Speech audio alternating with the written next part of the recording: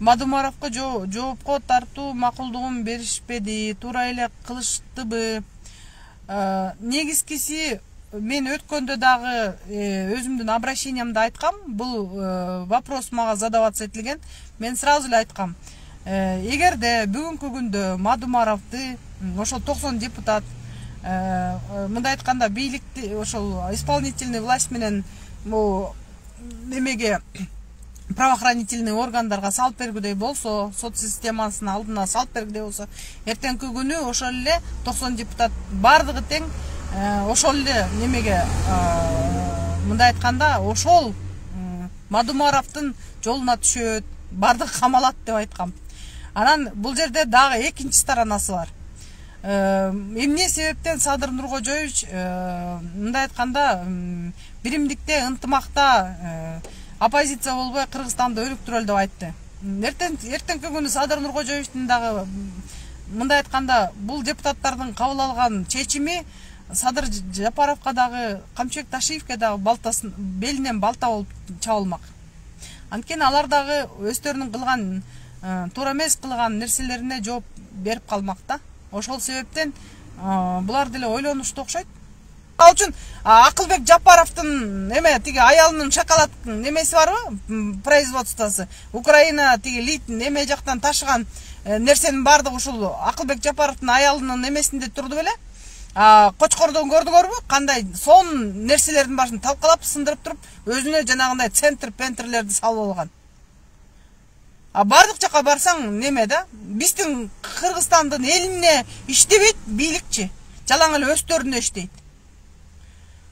Чыган мыкты-мыктылар чыгып баратса эле буттан ары чабат дагы, белден ары бастырат дагы, анан камап туруп, андан кийин аныкы жаман, мунуку жаман деп аманаттуу кылып салышат.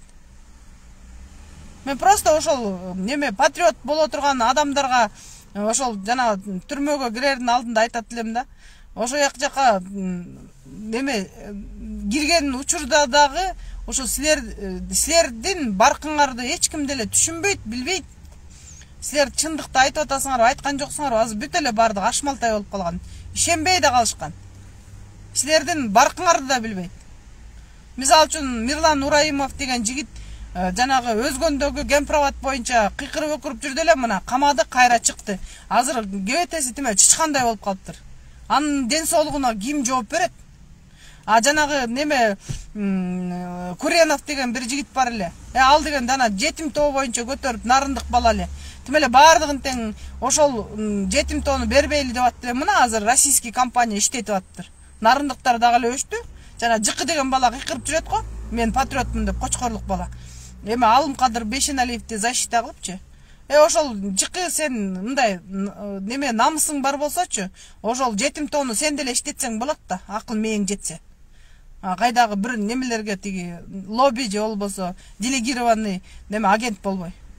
Тиги Алымкадыр Бейшеналиевдин дардаңдап мен момтем тигинтем десе элдин бардыгы ойлонуп калды. Бул патриот экен депчи. Патриот эмес бул деген Алымкадыр Бейшеналиев азыр деген ошол жанагы центрди ээлеп алган да. Алымкадыр Бейшеналиев айтат элем, ай сен иштете албайсың. Не позорься. Өзүңдүн эле министр деген кебетеңди государственная этика деген болот. Мындай болуш керек да. Эртеңки күнү тиги Кыргызстандын здравоохранение министри момдай келесоо немекен деп айтып сени шылдыңдагандай кылбасын. Кыргызстандын элинин аброюна шек келтирип атасың. Мен шумдукмун, мен минтип коем, тигинтип коем деп.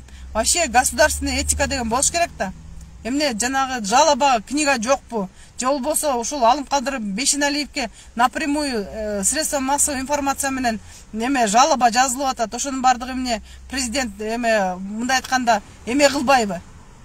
Во внимание албайбы?